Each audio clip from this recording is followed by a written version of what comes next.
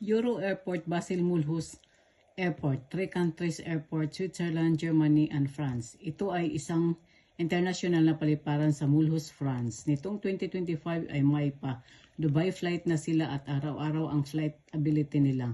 Ang airport na ito ay 4.7 km sa kanluran ng 3 point ng France, Germany at Switzerland. Sa madaling salita, ito ay 3 countries border airport ng France, Germany at Switzerland. Kung kayo ay may Deutschland ticket, aabot na yan sa Basel Euro Airport at ang sasakyan ninyong bus number ay bus 220 mula Lörrach or Weil am Rhein, diretso na nga sa airport. Baka malito kayo kung mula Basel, SBB, Switzerland, ang sasakay kayo ng bus 50 to airport ay hindi nakasali sa Deutschland ticket.